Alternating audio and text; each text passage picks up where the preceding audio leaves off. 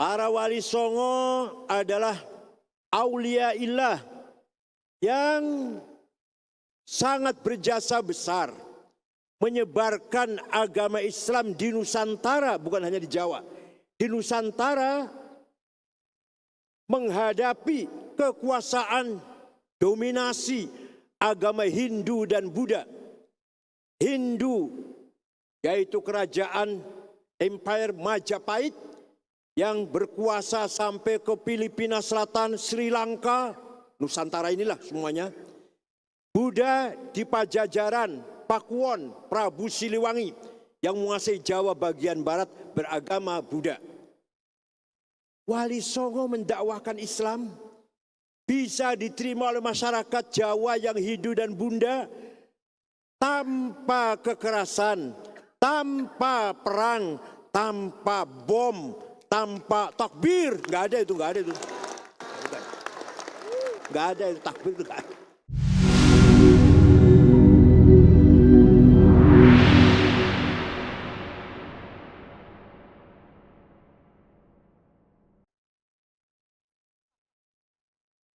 Ud'u ila sabili rabbika bil hikmati wal mau'izatil hasanah wajadilhum billati hiya ahsan. Dakwahlah kepada Allah pertama kali dengan cara metode wisdom, kearifan, hikmah. Ini yang paling bagus, yang paling nomor satu. Dakwah dengan bil hik.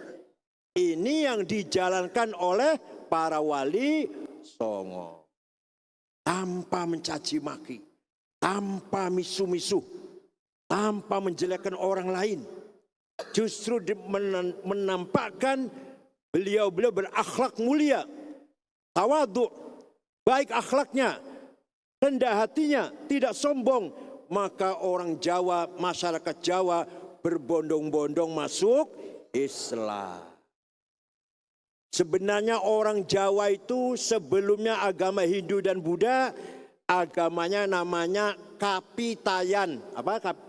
Kapitayan. Percaya pada Tuhan yang Maha Satu. Sang Hyang Widi, sing tan keno kinoyo opo yen ono malah dudu. Artinya bukan orang Jawa, nggak paham ini. Maha Satu yang tidak seperti apa-apa. Kalau dipaksakan seperti apa, bukan. Tuhan satu, tidak seperti apa-apa. Laisa kamitslihi syai'un. Seperti gajah, enggak. Seperti gunung, tidak. Seperti harimau, bukan. Yen ono malah dudu. Sang Hyang Widi sing tan keno kinoyo opo yen ono malah dudu. Disumpamakan malah bukan. Itu namanya agama Kapitayan. Hanya mereka tidak tahu namanya siapa Sang Hyang Widi itu. Namanya siapa yang Maha Satu itu? Datang agama Hindu, percaya bahwa Tuhan ada 3. Kemudian datang agama Buddha. Datang agama Islam, menegaskan Tuhan yang satu itu ada namanya Allah. Lah ini yang sedang tunggu-tunggu oleh kita ini. Ini yang sedang kita cari-cari. Namanya siapa Sang Hyang Widi itu? Ternyata namanya Allah. Dengan berbagai cara dakwah yang luar biasa, kita harus berterima kasih pada Wali Songo. Umat Islam Nusantara yang tidak mau menghormati Wali Songo, tidak mau membacakan Fatihah untuk Wali Songo, tidak mau ziarah kubur Wali Songo, orang yang tidak punya adab.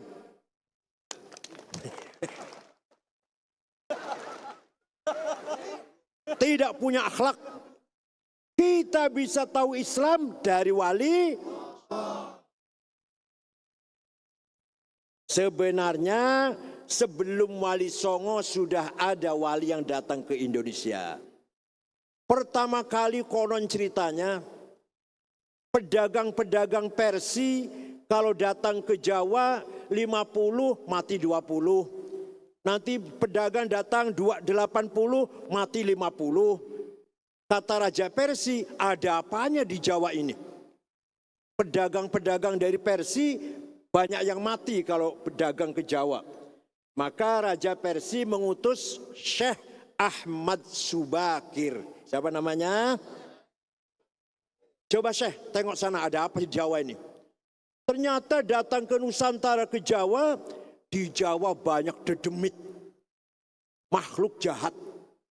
Jadi turunan ini. Maka oleh Syekh Subakir, makhluk jahat dedemit tuyul itu dirantai tangannya semua. Dibuang ke Laut Selatan. Kecuali ada 2 makhluk halus yang baik, senyum-senyum gitu. Tidak mau masuk Islam, tapi tidak akan mengganggu orang Islam. Namanya Sang Hyang Semar dan Sang Hyang Togog. Percaya silahkan, enggak apa-apa, ini dongeng saja kok. Itu Syekh Ahmad Subakir. Jadi yang berjasa besar mengusir makhluk-makhluk jahat, dibuang ke Laut Selatan. Kuburannya banyak. Ada yang punya pendapat di Magelang, di Gunung Tidar. Tapi yang benar di Goa, Sulawesi Selatan. Yang benar kuburannya itu. Yang kedua, Syekh Riasiddin An-Nisaburi. Yang dipanggil Syekh Mbah Wasil. Siapa namanya? Mbah Wasil.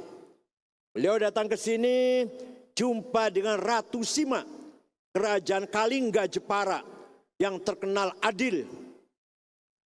Ratu Sima tidak mau masuk Islam, tapi mendengarkan, mengikuti nasihat pengarahannya Syekh Mbah Wasil.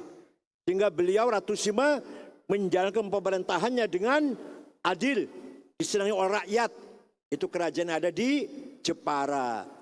Kemudian Syekh Wasil bergaul atau kenal dengan Raja Doho. Namanya Joyoboyo. Namanya siapa? Syekh Wasil punya kitab. Namanya kitab Al-Asrar. Kitab rahasia. Bahasa Arab. Diajarkan kepada Raja Joyoboyo. Yang isinya memprediksi. Tanabbuat. Memprediksi apa yang akan terjadi masa yang akan datang. Sekarang terkenal dengan buku Ramalan Joyoboyo. Padahal itu aslinya kitab bahasa Arab. Kitabnya siapa? Syekh Wasil. Namanya Al-Asrar. Kitabul Asrar. Kuburnya di mana Syekh Wasil? Di Masjid Gedong Kediri Kota. Apa namanya? Setana Gedong Kediri Kota. Di sana Mbah Wasil namanya. Itu ulama yang terkenal. Yang kedua, ada lagi ulama besar tahun 1430 membangun pesantren pertama di Jawa Barat. Hati-hati orang Jawa Barat tuh, hati-hati. Terutama dengan orang Cirebon terutama, hati-hati. Di Rengas Dengklok, Cina, namanya Syekh Hasanuddin. Tapi karena ahli qiraat, qori, suaranya enak, hafal Quran, dipanggil Syekh Quro. Siapa namanya? Quro. Qori, Quro itu qori lah. Ngajarkan agama Islam, pesantren, ngajarkan Quran. Raja Prabu Siliwangi, Pangeran Pamanah Rasa, marah. Ada agama baru. Dari selatan, dari Kawali Ciamis. Sekarang di Kawali pusatnya kerajaan Pajajaran tuh. Pakuan. Galuh Pakuan. Oke. Berangkat ke Rengas Dengklok, Kerawang. Saya bunuh. Agama apa ini baru ini? Setelah sampai di sana di Rengas Dengklok, ada santrinya Syekh Quro, perempuan lagi baca Quran. Suaranya merdu, lagunya enak, orangnya kutilang, kuning, tinggi, langsing. Ini sulit carinya ini. Kalau kebalikannya banyak. Hitam, gembrot, pendek, banyak itu. Itu Raja Pamanah Rasa. Jangankan mau mau membunuh atau nempeleng Syekh Quro, malah klepek-klepek jatuh cinta. Langsung sama Syekh Quro, murid sampean untuk saya saja. Namanya Subang Larang, putrinya Ki Gede Tapa. Ki Gede Tapa itu adalah kepala pelabuhan Cirebon. Coba Cirebon lagi, Masya Allah. Ki Gede Tapa. Melamar. Kata Syekh Kuro, ya silahkan. Tapi syaratnya kamu masuk Islam. Udah masuk Islam lah, gampang.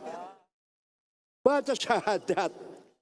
Setelah masuk Islam, ada mas kawinnya. Udah saya cari di pasar lah. Apa maunya? Lintang kerti, tasbih. Ini bahasa Cirebonnya lintang kerti, tasbih. Saya cari di pasar, nggak ada di sini. Ada di Arab, di Mekah, Jeddah, Madinah ada. Udah saya terbang ke sana, ambil tasbih. Keluar dari rumahnya Syekh Kuro, Prabu Siliwangi baca mantra, hong. Biasanya terbang, hong, macet. Sekali lagi, hong, nggak bisa terbang. Sekali lagi, hong, nggak bisa terbang. Kata Syekh Kuro, kamu itu udah masuk Islam. Kalau mau terbang, baca Bismillahirrahmanirrahim. Hong, hongnya dibaca. Bismillah dulu, Bismillah dulu. Nur dia, Bismillahirrahmanirrahim. Hong, langsung terbang ke sana. Tidak lama bawa tasbih. Itu barangkali dongeng ya, dongeng itu ya. Tapi yang jelas fakta sejarah, terjadi pernikahan antara Prabu Siliwangi Pamanah Rasa dengan Subang Larang. Jadi Prabu Siliwangi punya istri 3, beragama Hindu. 1 namanya Ambit Kasih, beragama Buddha namanya Ratu Aci Putih, beragama Muslim namanya Subang Larang. Terjadi pernikahan. Tapi konon Prabu Siliwangi murtad. Keluar dari Islam. Masuk Islamnya hanya karena ingin menikah dengan Subang Larang. Tapi nanti punya anak 3. Semuanya pejuang Islam. 1, Syekh Rahmatullah yang dipanggil dengan Prabu Kian Santang. Yang mengislamkan seluruh masyarakat Parahyangan. Kecuali ada 1 patih tidak mau masuk Islam, namanya Patih Pucukumun. Tetap agamanya Karuhunan Sunda Wiwitan. Diikuti oleh suku Baduy sampai sekarang di Malimping, Lebak, Banten. Ini melongo semua kan sih, nggak sejarah ini, nggak tahu ya sejarah ini ya. Melongo semua ini. Dan Prabu Kian Santang lah yang mengislamkan seluruh masyarakat Sunda. Sunda itu bahasa Arab. Sun jagalah da ini. Artinya itu. Sun jagalah da agama ini. Sunda. Atau dari kata sanad. Sunat. Apa? Patok, pasak. Sunda itu artinya. Yang kedua putranya Prabu Siliwangi adalah Syekh Somadullah. Yang dikenal dengan panggilan Ki Kuwu Cirebon. Hati-hati. Ki Kuwu Cirebon. Beliau sakti. Punya ilmu 3. 1, Aji Dipa. Apa? Paham mengerti tentang bahasanya binatang. Semut kalau lagi bicara, paham beliau. Apa? Lalat kalau lagi ngomong, paham dia. Kambing kalau lagi ngomong, paham dia. Namanya Aji apa namanya? Aji Dipa. Yang kedua, Titi Murti. Mantra Titi Murti kalau dibaca bisa kelihatan besar, raksasa. Orang melihatnya itu besar. Yang ketiga, Halimun bisa ngilang. Itu Ki Kuwu Cirebon. Wah kalau sampean bisa ngilang, Alfamart habis nanti. Alfamart, Indomaret nggak aman tuh kalau sampean bisa ngilang, Halimun. Itu Ki Kuwu Cirebon. Ki Kuwu Cirebon berguru pada Syekh Dzatul Kahfi atau Syekh Nurjati. Muridnya banyak, antara lain muridnya Nurjati itu di samping Kuwu Cirebon juga Ki Gede Tapa dan siapa lagi? Siapa? Syekh Siti Jenar. Siti itu tanah, Jenar itu merah. Maka di setiap daerah ada namanya Tanah Abang, Lemah Abang, Lemah Merah. Di Madura ada Lemah Abang, di Jakarta ada Tanah Abang, di Cirebon ada Lemah Abang. Semua ada itu. Itu simbol dari ajaran Syekh Siti Jenar. Nama aslinya Syekh Abdul Jalil bin Pangeran Danusela. Konon katanya bukan bapak asli. Bapak asli adalah Said Soleh Habib Soleh katanya aslinya itu. Tapi dipelihara oleh Pangeran Danusela, yaitu seorang tokoh Cirebon. Itulah Syekh Siti Jenar, murid dari Syekh Dzatul Kahfi. Yang ketiga putranya Prabu Siliwangi adalah perempuan, namanya siapa namanya? Rara Santang atau Syarifah Mudaim. Siapa namanya? Nanti dinikah oleh Habib datang dari India, namanya Sayyid Abdullah Azmat Khan. Dan nggak usah dibahas Habib benar apa enggak, udah benar. Habib Azmat Khan nikah dengan Syarifah Mudaim. Jadi nanti punya putra namanya Syekh Syarif Hidayatullah atau Sunan Gunung Jati. Jadi Sunan Gunung Jati itu kalau dari ibu cucu Prabu Siliwangi, Pangeran Pamanah Rasa. Kalau dari ayah min ahli baiti Rasulillah sallallahu alaihi wasallam. Sunan Gunung Jati berhasil mengislamkan seluruh masyarakat Cirebon dan sekitarnya. Dengan cara apa? Dengan cara adu kesaktian. Jampi-jampi Cirebon dimacetkan. Ini adik saya Mustafa Akil bisa nggak gitu ya? Tidak usah perang, tidak usah pakai bom. Jampinya orang Cirebon macet. Kecuali kalau ditambahi Bismillahirrahmanirrahim, diakhiri dengan La ilaha illallah Muhammadur Rasul. Cespleng lagi. Contoh, kalau ente mau dipanggil Kapolres, Kapolsek, mau dimarahi, baca. Tapi ada bismillahnya harus. Bismillahirrahmanirrahim. Gajah warak macan galak anak-anak ngelambeku teka wedi teka gemeter sekabe wong kang singit bariku teka welas teka asih sekabe wong kang kru ngomongku la ilaha illallah Muhammadur Rasulullah ngejog bumi 7 kali. Kapolsek tersenyum gak jadi marah. Saya jamin itu.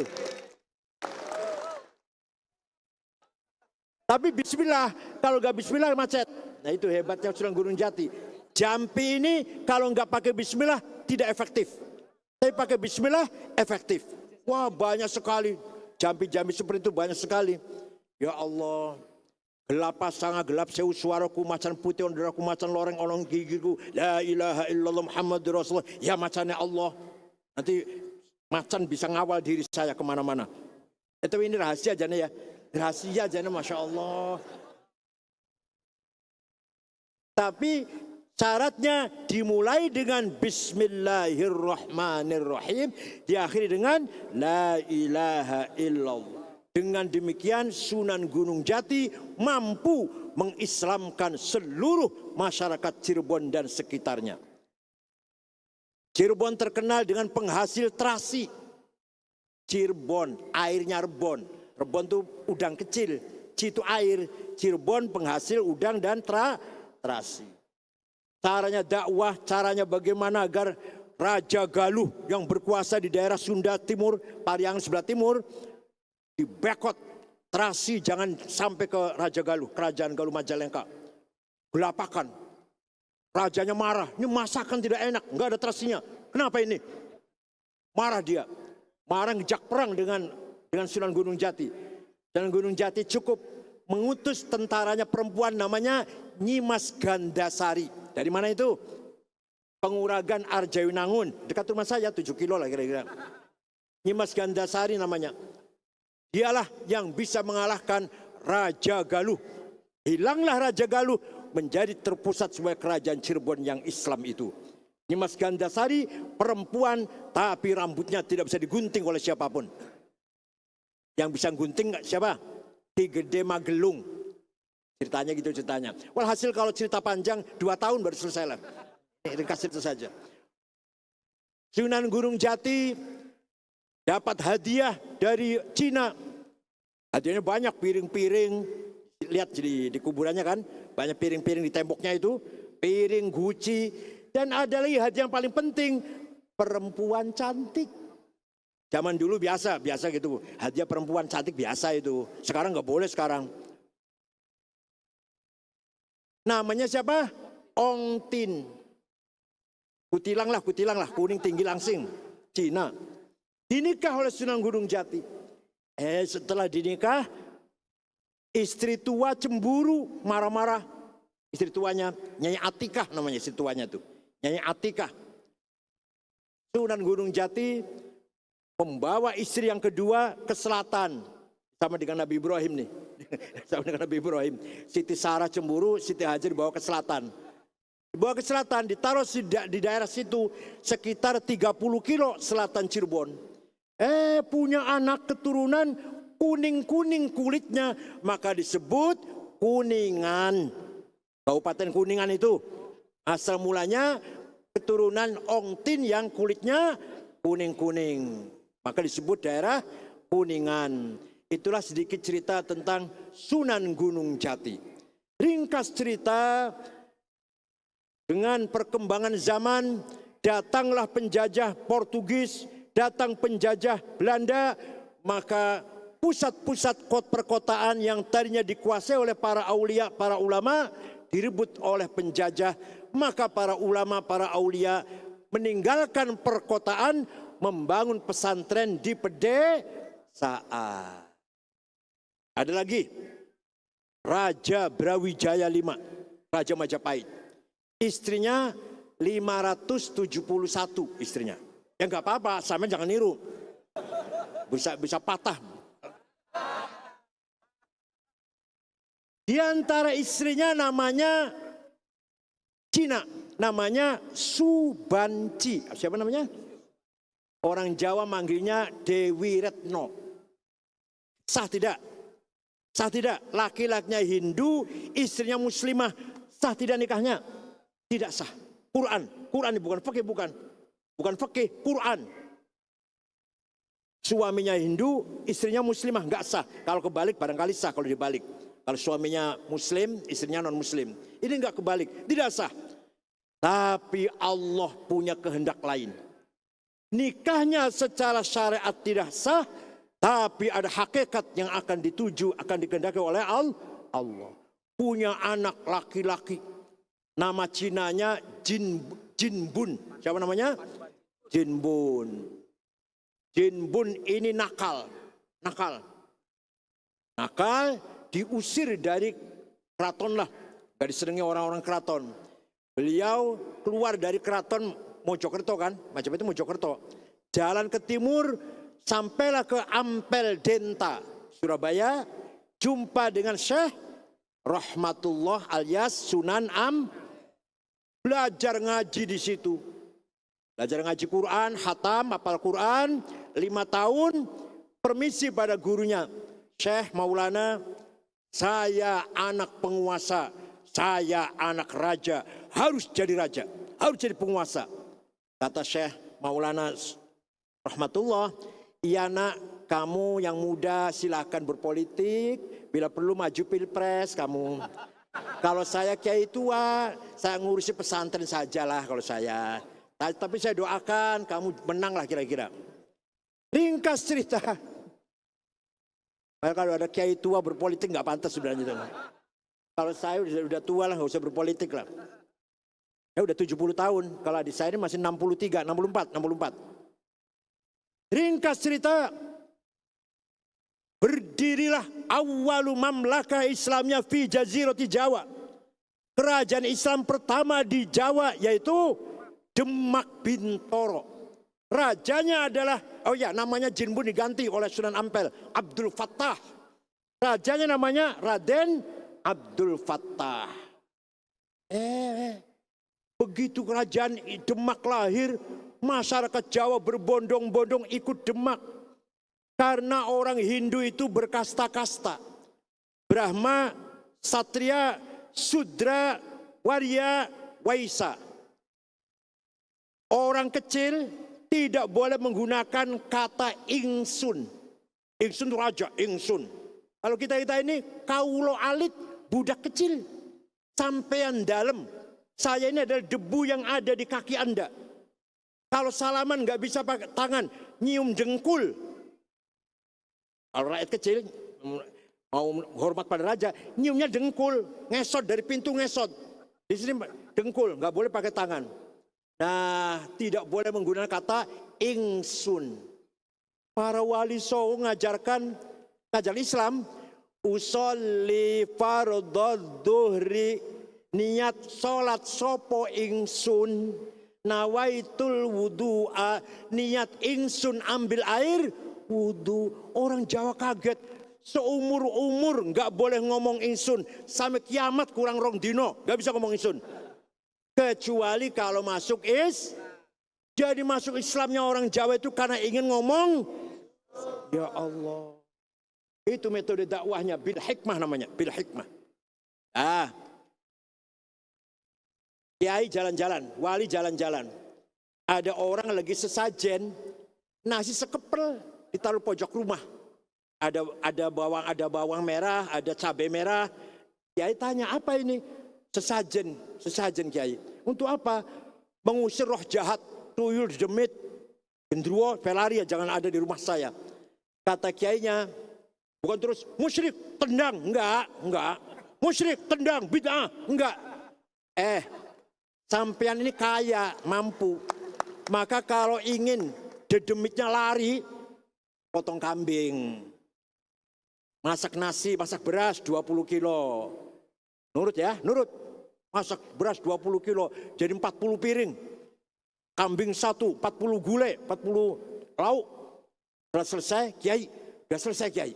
Siap 40 piring nasi, 40 piring lauk. Ditaruh di gua mana, di bawah pohon mana, di perempatan mana, di tugu mana. Bukan ditaruh di gua, di pohon, di tugu. Dimakan oleh tetangga, terutama fakir miskin. Tapi sebelum makan, minta dulu pada Tuhan. Minta apa? Minta agar kamu selamat, istrimu selamat, anakmu selamat, hartamu selamat, hidupmu selamat, matimu selamat. Maka namanya bukan sesajen, tapi